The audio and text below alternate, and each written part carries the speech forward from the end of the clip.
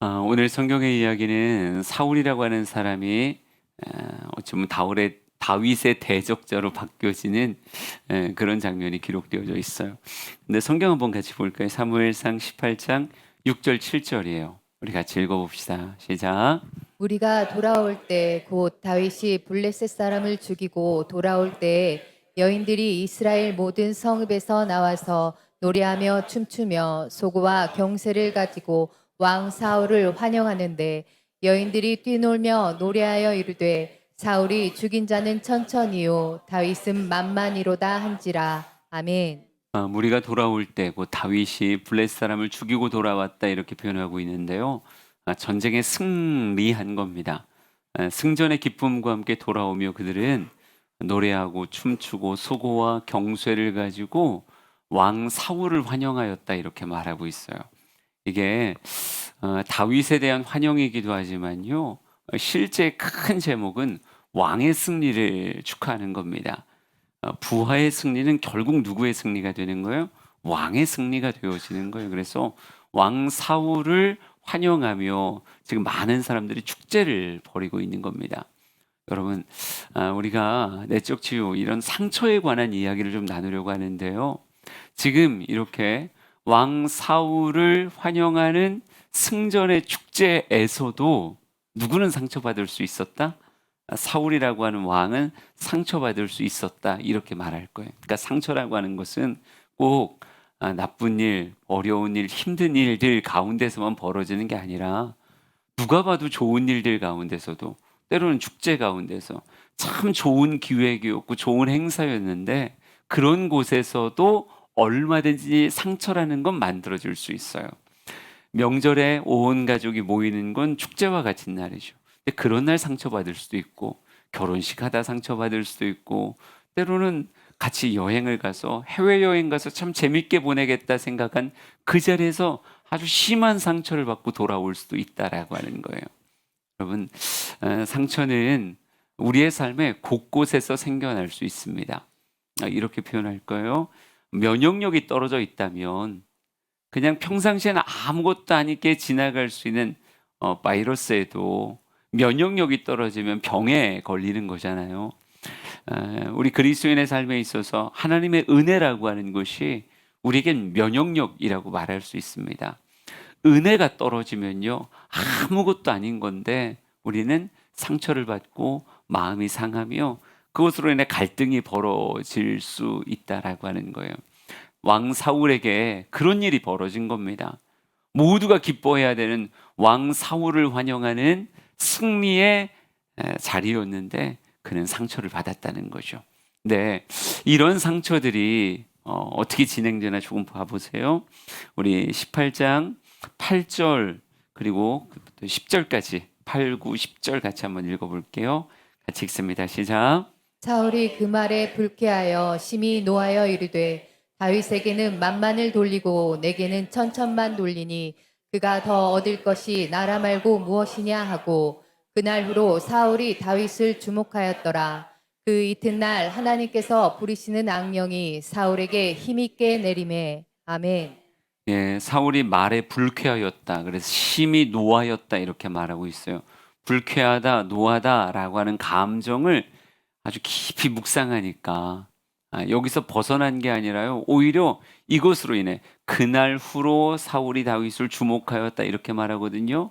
그러니까 그 불쾌한 감정 그리고 그 분노를 시간이 지남으로 더 깊이 그날 이후로 계속 그것에 머물러 있었더니 여러분 그 상처의 자리가 그 깊어진 상처의 자리가 누가 깃드는 자리가 되는가 봤더니 악령 곧 사단 귀신의 세력이 깃드는 장소가 되더라 하는 거예요. 그러니까 자리 잡은 상처를 누가 자꾸 사용하냐면요. 사단이 사용해요. 사단이 우리의 마음에 자리 잡은 그 상처를 사용합니다. 그래서 어떻게 만드는 거예요? 사람을 변질시키는 거예요. 상처가 사람을 변질시킵니다. 조금 더 읽어보면 우리 10절부터 11절까지 또 한번 읽어봅시다. 10절, 11절 시작. 그 이튿날 하나님께서 부리시는 악령이 사울에게 힘있게 내림에 그가 집안에서 정신없이 떠들어대므로 다윗이 평일과 같이 손으로 수금을 타는데 그때 사울이 손에 창이 있는지라 그가 스스로 이르기를 내가 다윗을 벽에 박으리라 하고 사울이 그 창을 던졌으나 다윗이 그의 앞에서 2번 피하였더라. 아멘. 예, 상처라고 하는 것을 사단이 틈타고 들어와서 그의 마음을 충동하니까 집안에서 막 정신없이 소리 질렀다라고 쓰여져 있고요. 또 내가 다윗을 죽여야 되겠다 이런 마음 가지고 창을 그에게 2번이나 던졌다라고 이렇게 말하고 있어요. 사울은 이렇게 생각할 거예요. 내 생각이었다. 다윗을 죽일 마음은 내 생각이었고 그 죽이는 행동은 나의 의지였다라고 얘기하겠지만 실상은 사단이 그의 마음에 상처를 틈타 들어가서 그로 하여금 그런 생각, 그런 말, 그런 행동을 하게 만들고 있다는 거죠. 결국 사울의 지금의 모습은 어떤 모습인가? 우리가 알던 이전의 사울의 그 모습이 아니더라 하는 거예요. 성경이 묘사하는 사울은 굉장히 매력적인 인물로 성경이 묘사하고 있어요. 그런데 그랬던 그가 지금 전혀 다른 낯빛으로 전혀 다른 삶의 방식으로 인생을 살아가고 있단 말이죠. 그건 변질된 거예요. 아름다웠던 그를 상처가 또 그 상처를 타고 들어왔던 이 어둠의 세력이 그의 삶을 변질시켜서 우리가 알던 그 모습으로 살지 않고 전혀 다른 모습으로 살게 만들었다라고 하는 거죠. 그러기에 우리가 알아야 되는 건요, 치유되지 않은 상처, 내 삶에 자리 잡고 깊이 생채기가 나서 치유되지 않은 그 상처는 어둠의 세력 사단이 쓰기에 참 좋은 본거지가 되고요. 그 사단이 역사하기 시작하면 인생이 우리가 알던 아름다움에서 변질되어져 이상한 삶의 방식으로 삶을 살아가는 그런 모습이 될 수 있다라고 하는 거예요. 그러니까 어떤 사람이 우리가 볼 때 약간 다른 모습을 가지고 있다라고 얘기하면 그 사람 자체가 그런 사람일까? 아니, 그렇지 않다는 거죠. 그 안에 상처가 더 입혀지고 그 상처로 말미암아 그의 삶이 변질된 거지 원래부터 그런 사람이 아니라는 거예요. 그러니까 무엇만 벗어날 수 있으면 그에게 덮어 씌워져 있는 그 상처를 벗겨낼 수 있다라고 한다면 그는 다시 본래의 온전함과 아름다움으로 회복될 수 있다라고 하는 거죠. 지금도 마찬가지. 사울이라고 하는 사람도 무엇만 이 악령이 그의 삶에 거쳐가고 다시 하나님의 온전한 은혜가 그를 감싸기 시작하면 지금 보는 것 같이 집안에서 막 소리 지르고 누구를 죽이겠다라고 말하고 창을 집어던지는 것 같은 이런 공격적 행동을 그가 계속 할 것인가? 절대 그렇지 않죠. 하나님의 은혜가 그를 쌓아안고 있다면 하나님이 그의 모든 상처를 회복시키고 온전케 하셨다라고 한다면 주님의 치유가 임하면 그는 원래 그 복되고 아름다운 모습으로 회복될 수 있을 거예요. 그러기에 우리는 내 삶의 각양의 모습으로 내게 덧입혀지는 이 상처라고 하는 것, 이것이 우선 나를 어떻게 변질시키는가 하는 것을 우선 살펴볼 거고요. 그 변질의 모습 가운데서 혹 나의 모습 가운데 이런 모습이 투영되어져 있다라고 말한다면 이건 내 모습이 아니라 상처로 인해서 왜곡되어진 내 모습이구나. 이건 내가 나의 모습으로 받아들일 게 아니라 이거 벗어야 되는 거구나. 이건 잘못된 모습이니까. 예. 이게 원래 내가 아니라는 거예요. 지금 제가 보여드릴 이런 자료들은 원래 내가 아니라 뭐 된 거예요? 변질되어진 나다라고 하는 거죠. 무엇 때문에? 상처로 인해 시작되어진 변질된 나의 모습인데 이 모습이 나의 모습과 지금 거울로 보듯 비슷하다. 내 안에도 이런 모습이 있는데 라고 얘기하면 내가 어느 순간 속고 있구나. 이건 내 생각, 내 의지가 아니라니까요. 이건 어느 순간 내 안에 타들어온 죄짓게 하는 세력이 나를 그렇게 고착화시키려고 하는 거니까 이걸 벗어내려고 하는 그런 삶의 지혜가 우리에게 있기를 간절히 소망합니다. 우리 상처가 사람을 어떻게 변질시키는가 하는 것에 있어서 여러분에게 2가지의 그림을 보여드릴 건데요. 첫 번째 그림을 한번 봐보세요. 너무 귀엽게 그려놨지만 여러분 뭐 같으세요? 전신갑주? 좋은 건가요? 지금 봤을 땐 좋은 건데 이 그림을 보면서 우리가 알 수 있는 건 방패를 들고 있는 갑옷 입은 한 사람을 볼 수가 있죠. 보여지는 이미지들을 한번 연상해 보자고요. 상처가 사람에게 다가왔을 때 사람을 변질시키는 것에 있어서 대표적인 두 가지의 그림인데, 하나는 갑옷을 입고 방패를 들고 있는 한 사람의 모습이에요. 여러분, 이건 뭐라고 보셔야 되냐면 방어적인 모습이라고 보셔야 돼요. 방어적인 모습. 한 사람이 거듭된 상처로 인해서 무엇을 입기 시작했냐면요, 갑옷을 입기 시작했고 방패를 들기 시작했어요. 갑옷을 입었다라고 하는 이미지 안에서 무엇을 찾아낼 수가 있을까요? 우선 소통이 잘 될까요? 소통이 잘 되지 않겠죠. 갑옷을 입고 있기 때문에 누군가와 소통하고 누군가와 교제한다는 것에 대해서 어려움을 느낄 거예요. 또 더불어서 나를 감추었다라고 말해도 상관이 없습니다. 남자인지 여자인지 나이가 몇 살인지 우리가 알 수 있는 게 아무것도 없어요. 무엇했기 때문에? 나를 가려두었기 때문에 그런 거죠. 그리고 갑옷의 무게가 이렇게 나를 가리고 있다라고 하는 것 자체가 생각보다 굉장히 피곤한 삶입니다. 갑옷 무게가 상당하다니까요. 갑옷을 쌓아안고 걸음을 걸어보면 몇 걸음 걷지 않아서 되게 몸에 힘이 빠지고 힘든 것을 경험하게 될 거예요. 그러니까 이렇게 갑옷을 입고 살아간다는 것이 스스로에게는 나를 보호하겠다라고 하는 마음이겠지만, 남들과의 거리를 두고 남들과 소통하지 않고 나를 감추는 이 삶이 결코 쉬운 삶은 아니에요. 굉장히 피곤한 삶이다, 이렇게 말할 수 있어요. 이 사람에게는 아마 그런 뜻이 있을 거예요. 나를 보여주지 않음으로 인해서 삶의 관계를 맺되 그냥 막연한 관계, 이게 자기의 안전한 관계라고 생각하는 거예요. 내 모습을 보여주어 관계를 맺기보다는 가리고 관계를 맺음으로 말미암아 그게 더 내가 안전하다. 그러니까 사람으로 하여금 가까이 오게 할까요? 아니죠. 가까이 오지 않게 하죠. 적당히.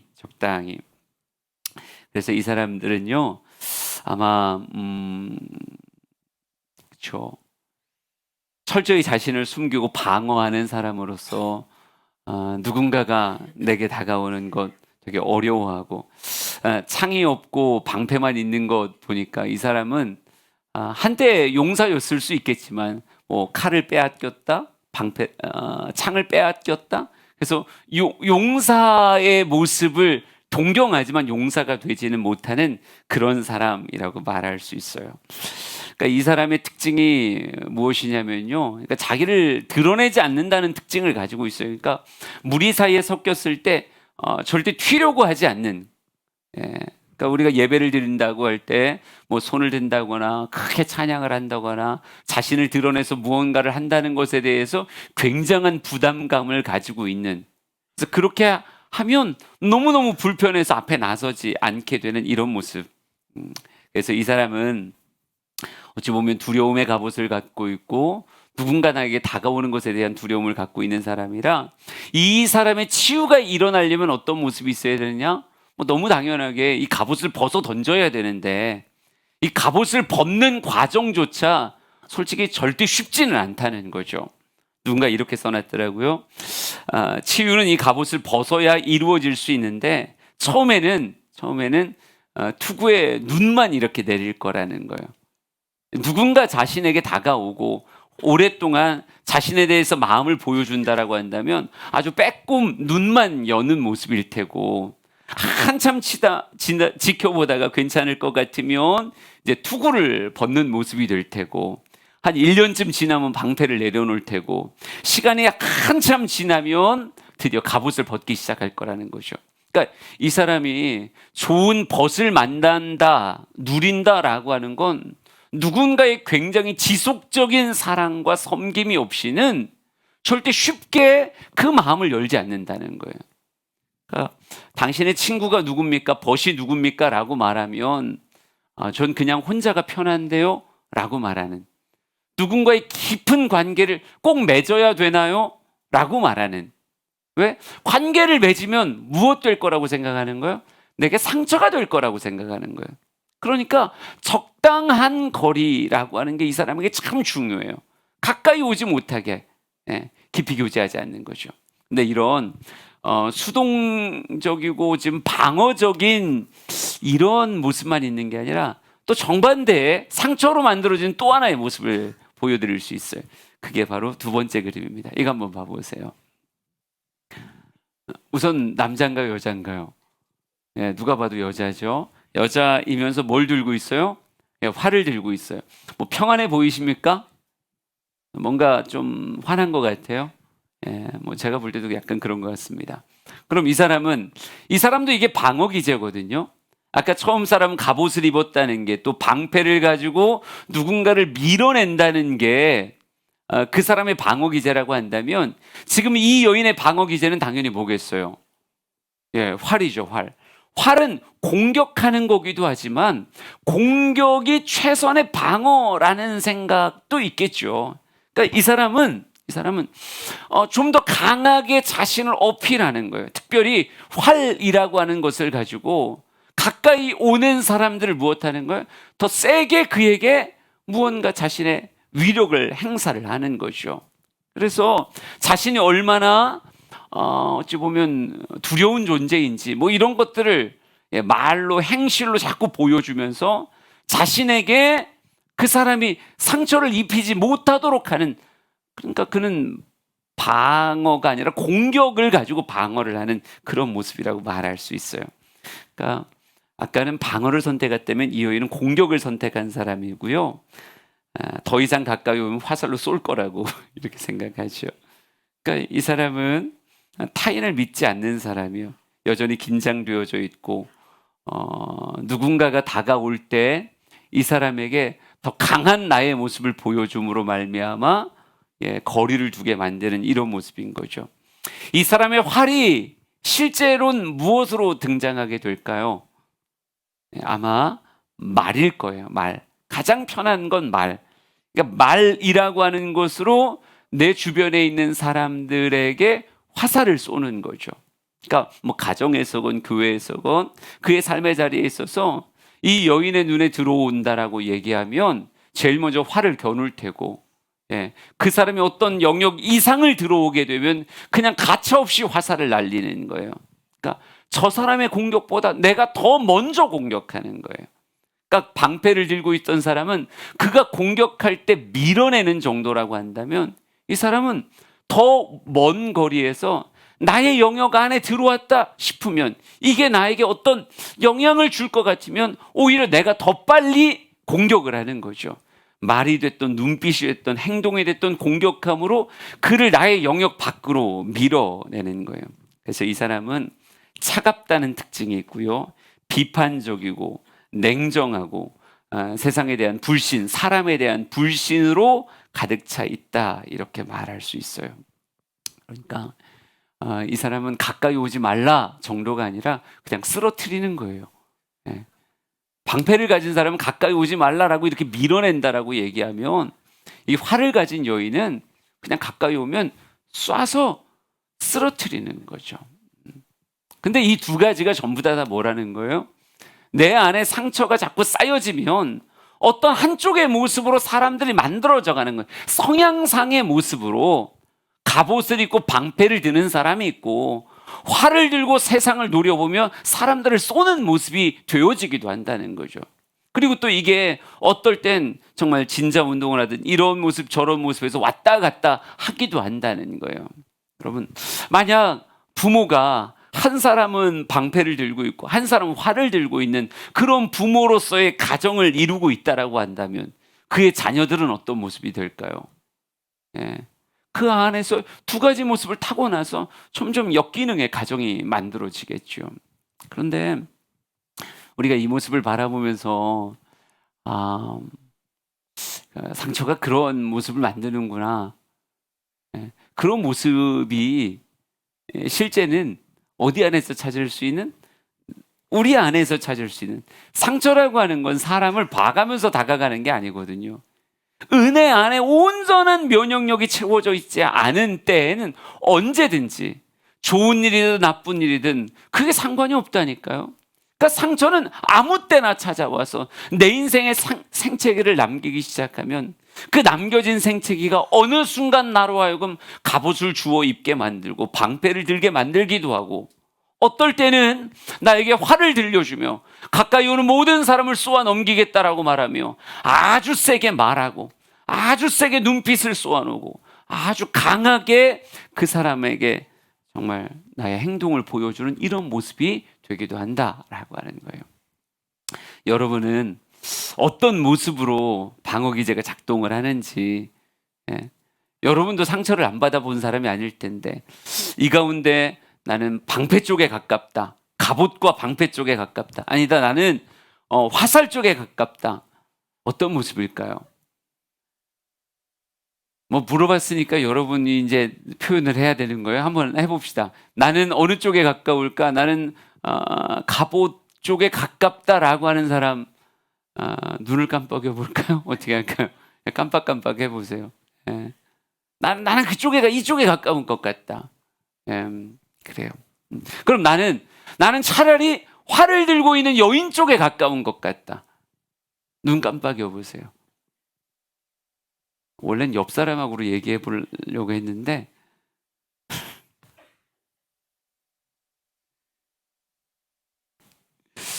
문제는 뭐냐면요, 이런 어느 한쪽으로 왜곡되기 시작하면, 이쪽으로 왜곡되든 저쪽으로 왜곡되든 이게 그냥 만들어진 건 아니고 상처로 인해서 왜곡되어지는 건데, 이런 상처의 왜곡이 그 안에 정말 자리 잡기 시작하잖아요.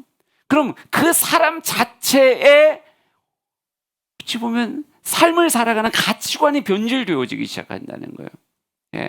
우리가 그런 얘기 많이 하잖아요. 색안경을 끼고 나면 아주 까만색 색안경을 꼈다고 생각하자고요. 그러면 아주 햇빛이 찬란한 그런 환한 낮에도 뭐처럼 보이는 거예요?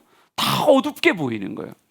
빨간색 안경을 끼면 세상이 다 빨갛게 보이고, 노란색 안경을 끼면 세상이 노랗게 보이듯, 내 삶에 잘못된 상처로 말미암아 어느 순간 갑옷의 안경을 끼게 되면 그곳으로 세상을 볼 때 세상에 내게 다가오는 모든 사람들이 나를 상처 주려고 오는 것 같이, 다가오는 것만큼 나는 도망가야 되는, 거리를 두지 않으면 내가 위험하다라고 생각하는 왜곡된 세계관이 내게 밀려오기 시작한다는 거죠. 그러니까 내가 삶을 어떻게 살아야 되는가라고 하는 아주 중대한 삶의 이야기들 앞에 전부 다 왜곡된 이미지상으로 내게 다 다가오게 된다는 거예요. 역시 활을 들고 있어도 마찬가지예요. 활을 들고 있는 이 모습이 고착화되기 시작해서 내 인생의 세계관이 되기 시작한다면 그것으로 모든 사람들을 평가하는 거예요.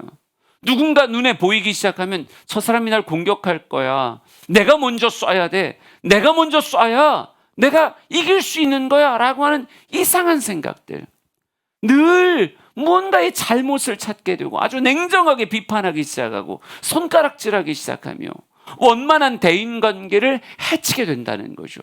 그러니까 잘 모르는 사람이 그의 곁에 호감을 품고 왔다가 그의 모습 앞에 화들짝 놀라서 도망가는 일들이 삶에 계속 반복된다는 거예요. 이런 게 무서운 거죠. 이 상처라고 하는 것을 벗어낼 줄 모른다라고 한다면, 이게 또 벗겨지지 않는다고 이야기한다면 정상적인 삶의 관계가 만들어지지 않을 테니까요. 인생에 되게 중요한 세 가지의 질문이 있다 그래요. 세계관을 만드는데 되게 중요한 세 가지 질문이, 첫째는 나는 누구인가 라고 하는 존재론, 두 번째는 나는 어디서 와서 어디로 가는가 라고 하는 목적론, 그리고 나에게 가치가 있는 것은 과연 무엇인가 라고 하는 게 가치론이라고 말합니다. 그러니까 존재론, 목적론, 가치론, 이 세 가지를 가지고 인생이 삶을 살아가는 거예요. 늘 끊임없이 우리는 묻는다고요. 나는 누구인가? 난 무엇을 하는 목적을 가진 사람일까? 나에게 가장 소중한 것은 무엇인가? 라고 하는 것을 끊임없이, 이걸 구체적인 문장으로 제가 말한 것 같이 묻진 않지만 인생을 살아가기 위해서 너무 당연하게 나는 누구인가? 나의 존재론이나 목적론이나 가치론을 늘 물으면서 지금의 삶을 살 수밖에 없는데, 내가 상처로 인해서 왜곡된 자아상을 가지게 된다면 그것으로 말미암아 나의 스스로의 존재론이나 목적론이나 가치론이나 이 모든 것들이 왜곡되어지고 왜곡되어진 만큼 인생은 더 큰 상처를 향해 혹은 더 큰 단절을 향해 나아갈 수밖에 없다라고 하는 거예요. 그러니까 지금 이 상태로 내 인생에 하나의 집을 계속 인생이란 집을 지어가게 되면 나중에 무엇밖에 안 돼요? 잘못된 터 위에 짓기 시작하는 거라 결국은 그것 때문에 자신의 인생이 무너질 수밖에 없다는 거예요. 여러분 아모스의 말씀을 한번 같이 읽어볼게요. 아모스 7장 7절, 8절, 9절 말씀입니다. 7절, 8절, 9절 한번 읽어볼게요. 시작. 또 내게 보이신 것이 이러하니라. 다림줄을 가지고 쌓은 담 곁에 주께서 손에 다림줄을 잡고 서셨더니 여호와께서 내게 이르시되 아모스야 내가 무엇을 보느냐. 내가 대답하되 다림줄이니이다. 주께서 이르시되 내가 다림줄을 내 백성 이스라엘 가운데 두고 다시는 용서하지 아니하리니 이삭의 산당들이 황폐되며 이스라엘의 성소들이 파괴될 것이라. 내가 일어나 칼로 여로보암의 집을 치리라 하시니라. 아멘. 예, 다림줄을 들고 손에 들고 서신 하나님의 모습이 성경에 묘사되어져 있습니다. 그 말씀이 이렇게 써 있어요. 내게 보이신 것이 이러하니라. 다림줄을 가지고 쌓은 담 곁에 주께서 손에 다림줄을 잡고 서셨더니 이렇게 써 있어요. 여러분 다림줄이라고 하는 걸 그림으로 보여드리면 이런 모습이에요. 그러니까 우리 줄 끝에 큰 추가 달려져 있는 게 이런 게 다림줄입니다. 그러니까 요즘이야 워낙 장비들이 좋아지기 시작하니까 이런 다림줄을 들이우고 벽돌을 쌓는 일은 없지만요. 저희 어렸을 때만 해도 담을 쌓는다라고 얘기하면 한쪽에 줄을 달아서 다림줄을 이렇게 띄워놨었어요. 그러니까 중력으로 말미암아 줄이 이제 똑바로 내려지게 되면 이게 수직이구나. 이 수직에 맞춰서 벽돌 한 장 한 장 한 장 한 장 그 줄에 맞춰서 세워놔야 결국은 바른 담이 쌓여질 수 있다라고 하는 거거든요. 그러니까 이 다림줄을 제대로 들이고 그것에서 쌓아나가야 무너지지 않고 흔들리지 않는 그런 담을 쌓을 수 있는 건데 만약에 이 다림줄이 없이 벽돌을 쌓았다고 생각해 보자고요. 지금 내 눈에 볼 땐 이렇게 쌓으면 될 것 같아. 이렇게 쌓았는데 이 담이 휘어지기 시작했다면 결국은 높이 쌓으면 쌓을수록 어떻게 될까요? 넘어지기가 쉽게 될 거란 말이에요. 그런데 이런 공사의 현장에 주님께서 환상으로 찾아오셨는데 어떻게 찾아오셨냐면 손에 다림줄을 잡고 인생을 재어보시는 모습으로 찾아오셨다라고 하는 거예요. 이 말은 우리에게 어떤 상징이 되냐면 한 사람 한 사람은 꼭 인생을 살아간다는 것이 인생을 지어가는 것과 다를 게 없다는 거예요. 하루하루 삶이 꼭 벽돌 같아서 하루의 삶을 쌓아서 인생이라고 하는 건축물을 세워가는 건데 여러분 주님께서 다림줄을 딱 대보셨더니 어떻다는 거예요? 너는 인생이 이상한 방향으로 휘어져 있구나. 너는 잘못되게 너의 인생을 집을 짓고 있구나 라고 말씀하시더라는 거죠. 하나님의 다림줄에 맞지 않는 이스라엘 백성들을 보면서 주님께서는 무엇 하시겠다? 이거 다 무너뜨려야 되겠다. 무너뜨리고 다시 져야 되겠다라고 말씀하신다는 거예요. 여러분 지금 제가 말하고 싶은 건 다른 게 아니고요. 인생을 나름 열심히 살아오면서 하나하나의 어찌 보면 인생의 벽돌을 쌓아 삶의 집을 짓고 있는 우리들이지만 우리들이 지어온 이 긴 세월의 집이 무엇할 수 있어요? 하나님의 다림줄에 맞지 않는 집을 우리가 짓고 있을 수 있다는 거예요. 예, 대인관계도 마찬가지고 가정생활도 마찬가지고 삶을 살아가는 방식들이 무엇에 합해야 되는데 하나님의 다림줄이라고 하는 것 앞에서 정확하게 쌓여져 있었어야 되는데 하나님의 다림줄과 상관없이 내 마음대로 인생을 지어온 사람들이 생각보다 많다는 거죠. 그러니까 주님께서는 뭐라고 말하냐면 너의 인생의 집이 나의 다림줄에 맞지 않는다면 주님은 뭐 하라는 거예요? 내가 벌써 10층 높이로 쌓았는데요. 5층 높이로 쌓았는데요. 주님께 그건 아무것도 중요한 게 아니라는 거예요. 진짜 너의 집이 안전하고 정말 하나님 보실 때 아름다운 집이 지어지려면 지금 잘못 세워놓고 있었던 너의 잘못된 인생의 벽돌들은 무엇해야 된다? 우선 무너뜨려야 된다. 그걸 무너뜨릴 수 있어야 무엇하는 거예요? 다시 지을 수 있는 거거든요.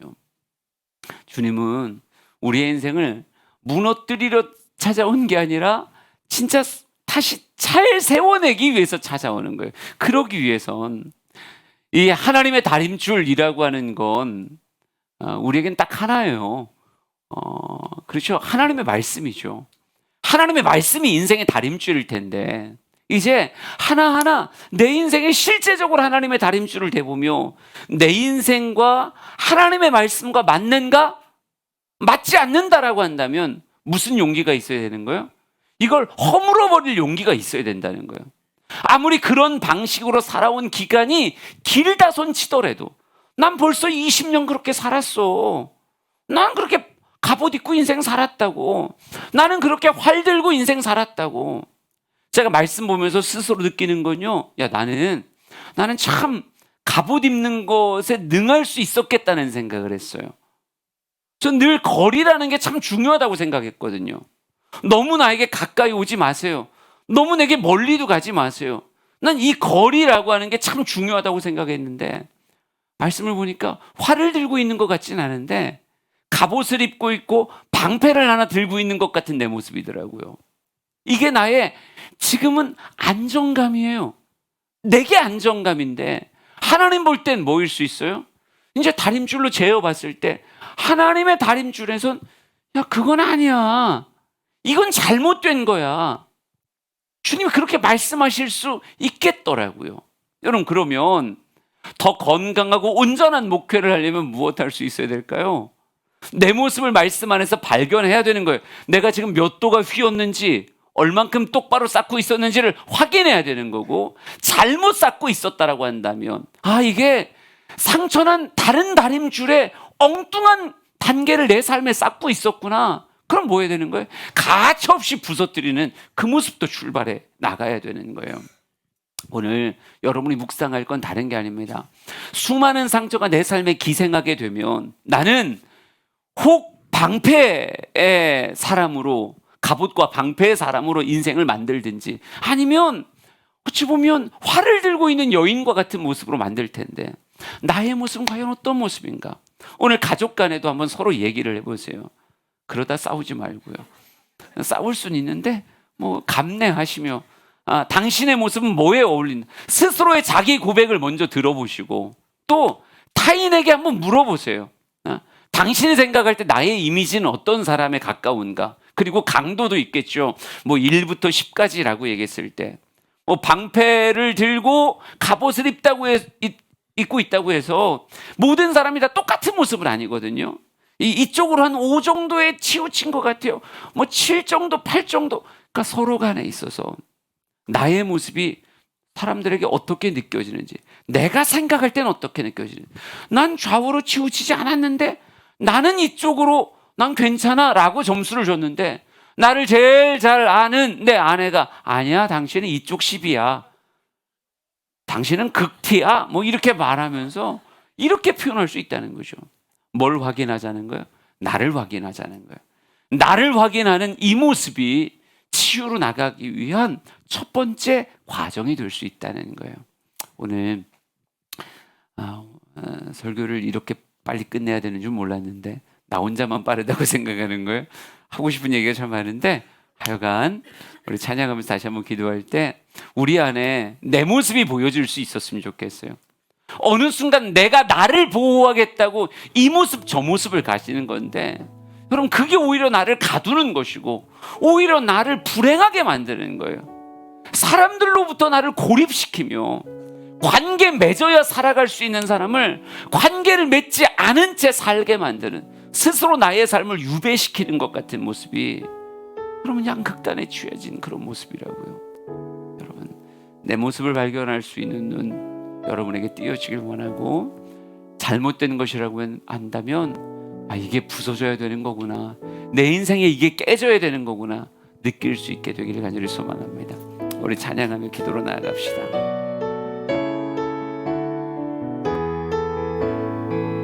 예수 나의 예수 나의 좋은 치료자,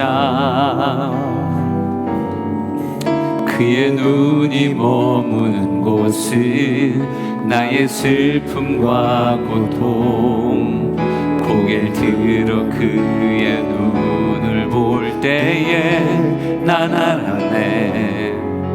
예수 나의 좋은 치료자. 예수 나의 좋은 치료자, 그의 손길이 닿는 곳은 나의 상처와 아픔, 영원히 흐를 것 같았던 눈물 다 멎었네. 예수 나의 치료자. 나 노래하리라. 나 노래하리라. 선한 나를 돌아보시 구세주를 찬양해. 하늘 닿는 곳까지 내 손 들리라. 예수 나의 치료자. 나 노래하리라. 나 노래하리라. 선한 나를 돌아보시 구세주를 찬양해. 하늘 닿는 곳까지 내 손 들리라. 예수 나의 치료자. 다시 고백합니다. 나 노래하리라. 우리 기도의 자리로 나아갑시다. 구세주를, 선한 나를 돌아보시 구세주를 찬양해. 하늘 닿는 곳까지 내 손 들리라. 예수 나의 치. 우리 마지막으로 찬양합니다. 나 노래하리라. 나 노래하리라. 선한 나를 돌아보시 구세주를 찬양해. 하늘 닿는 곳까지 내 손 들리라. 예수 나의 치료자. 우리 한 번만 더. 나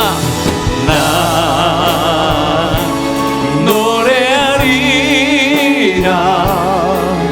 선한 나를 돌아보시 구세주를 찬양해. 하늘 닿는 곳까지 내 손 들리라. 예수 나의 치료자. 하나님은 애초에 우리를 그렇게 만드시지 않았습니다. 하나님은 나를 그렇게 만드시지 않았는데 내 삶에 들어온 상처들이 나를 변질시킨단 말이에요. 우리의 삶에 두 가지의 이미지가 있다라고 한다면 이건 어느 순간 변질된, 왜곡된 내 모습인 거예요. 우리 사랑하는 모든 성도들이 이 모습에서 다시 온전했던 본래의 아름다움으로 회복되어지길 간절히 소망합니다. 우리에게 하나님의 은혜가 필요합니다. 하나님의 은혜가 내게 부어질 때 내 삶은 비로소 가장 온전한 모습을 회복할 수 있는 거예요. 하나님 내게 은혜를 베푸시옵소서. 고백합시다. 하나님 내게 은혜를 베푸시옵소서. 하나님 내게 은혜를 베푸시옵소서. 우리 주여 세 번 부르시고 통성으로 같이 기도합니다.